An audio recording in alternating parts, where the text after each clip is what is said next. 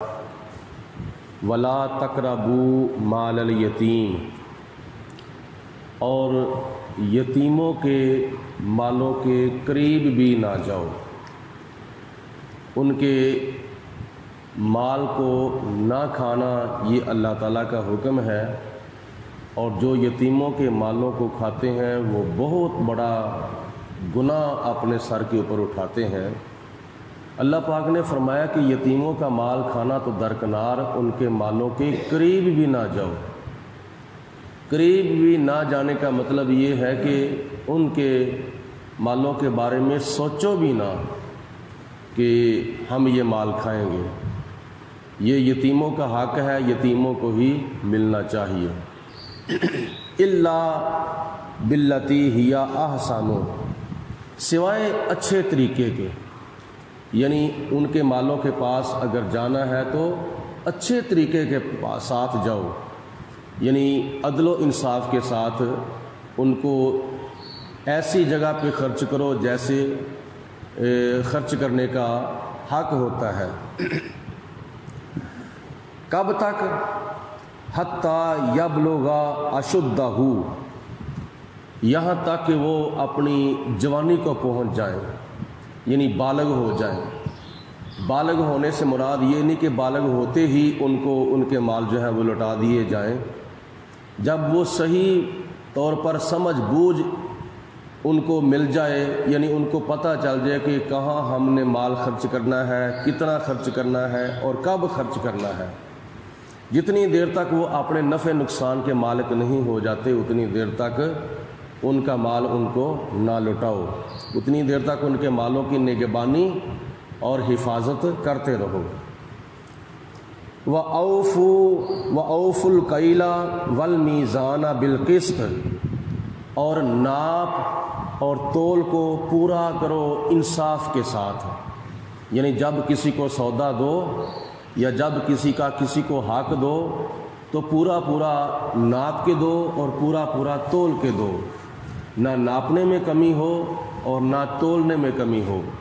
حدیث پاک میں آتا ہے، نبی کریم علیہ الصلوۃ والسلام نے فرمایا کہ اے تاجروں کے گروہ، ناپ تول میں کمی نہ کرنا، کیونکہ ناپ تول میں کمی کرنے کی وجہ سے تم سے پہلی قومیں جو تھیں وہ تباہ و برباد ہو چکی تھیں۔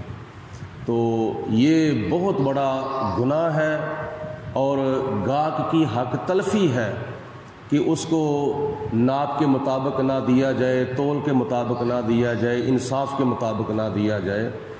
اگر کوئی بندہ تولتے وقت سودے والا پلڑا تھوڑا سا اٹھا کے دیتا ہے تو یہ بے انصافی ہے، اگر دونوں پلڑے برابر کر کے دیتا ہے تو یہ انصاف ہے، اگر سودے والا پلڑا تھوڑا سا جھکا کے دیتا ہے تو یہ احسان ہے۔ تو اللہ تعالیٰ نے عدل کا بھی حکم دیا ہے اور احسان کا بھی حکم دیا ہے۔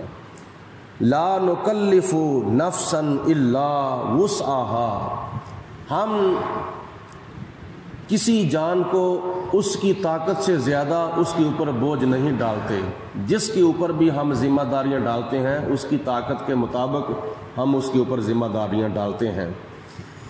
وَإِذَا قُلْتُمْ فَعْدِلُوا، اور جب تم کسی سے بات کرو تو عدل کے ساتھ بات کرو، انصاف کے ساتھ بات کرو۔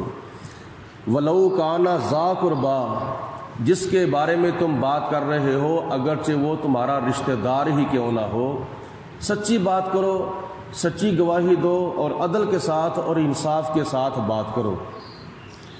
وَبِعَهْدِ اللَّهِ أَوْفُوا، اور اللہ تعالیٰ کے ساتھ کیا ہوا وعدہ جو ہے وہ پورا کرو، وعدہ خلافی نہ کرو۔ ذالکم وصاکم بہ، اللہ تعالیٰ تمہیں اس کام کی وصیت فرماتا ہے، اللہ تعالیٰ تمہیں ایسے کاموں کا حکم دیتا ہے۔ لعلکم تذکرون، تاکہ تم نصیحت حاصل کرو۔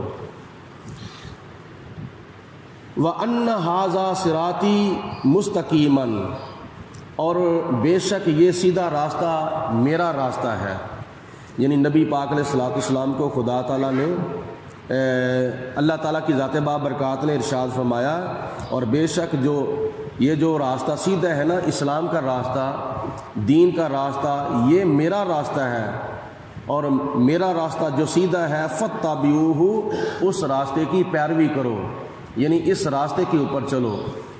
ولا تتبعوا السبل، اور اس کے جو خلاف دوسرے مختلف راستے ہیں ان کے اوپر نہ چلو۔ فتفرق بکم عن سبیلہ، اگر تم اسلام کا راستہ چھوڑ کر کسی اور راستے پر چلو گے تو وہ راستہ تمہیں اسلام کے راستے سے جدا کر دے گا۔ جیسے یہودیت کا راستہ ہے، عیسائیت کا راستہ ہے، ہندوؤں کا راستہ ہے، سکھوں کا راستہ ہے، مجوسیوں کا راستہ ہے، ان میں سے کسی کے راستے پر چلو گے تو اسلام کے راستے سے تم جدا ہو جاؤ گے۔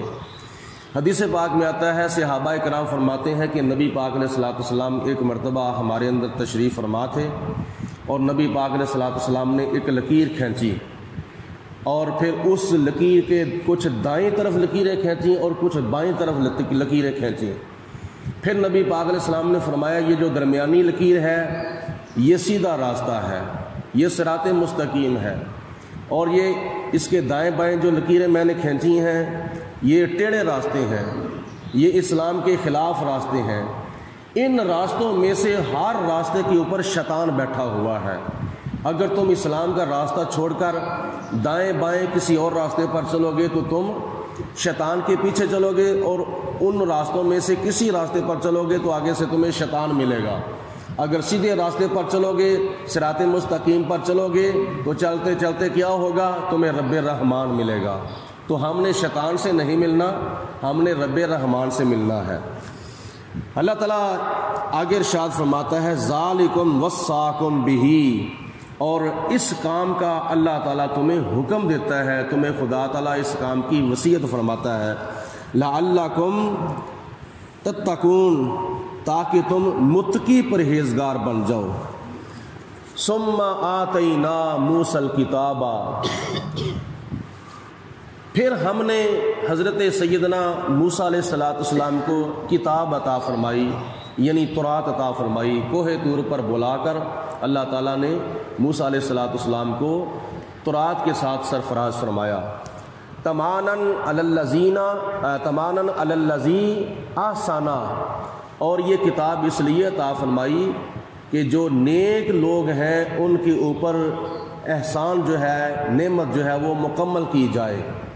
وتفصیلاً، یعنی قوم بنی اسرائیل کے اندر جو نیک لوگ تھے ان لوگوں پر اپنی نعمت مکمل کرنے کے لیے اللہ تعالیٰ نے موسیٰ علیہ السلام کو تورات عطا فرمائی تھی۔ وتفصیلاً لکل شیء، اور اس کتاب یعنی تورات کے اندر ساری کی ساری تفصیل جو ہے وہ بیان کر دی گئی ہے۔ وہدن، اور اس کتاب کے اندر ہدایت بھی ہے، ورحمتاً، اور اس کتاب کے اندر رحمت بھی ہے، یعنی نیک اعمال کرنے کے طریقے موجود ہیں اور اللہ تعالیٰ کی رحمت حاصل کرنے کے طریقے موجود ہیں۔ لعلہم بلقاء ربہم یؤمنون، تاکہ وہ ان آیات بینات کے اوپر یعنی تورات کے احکامات پر عمل کریں، اور عمل کرتے ہوئے تاکہ وہ اپنے رب کی ملاقات کے اوپر ایمان لے آئیں کہ ایک دن ایسا آنا ہے قیامت کے دن ہم نے اپنے پروردگار عالم سے ملاقات کرنی ہے۔ آگے قرآن پاک کے بارے میں ارشاد فرمایا وَهَذَا كِتَابٌ أَنزَلْنَاهُ مُبَارَكٌ، اور یہ کتاب جو ہے ہم نے اپنے پیارے محبوب آخری نبی حضرت محمد مصطفیٰ صلی اللہ علیہ وسلم پر جو کتاب نازل کی ہے قرآن پاک، مبارکن، یہ بڑی برکت والی کتاب ہے، یہ بڑی رحمت والی کتاب ہے۔ فَاتَّبِعُوهُ، تو اے مسلمانوں تم اس کتاب کی اتباع کرو، اپنے آگے قرآن پاک رکھو، اپنے پیچھے قرآن پاک نہ رکھو۔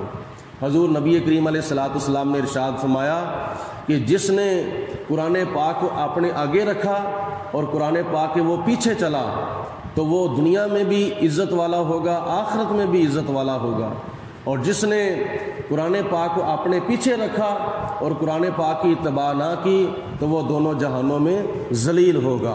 اور نہ ہی قرآن پاک اس کے لیے سفارش کرے گا۔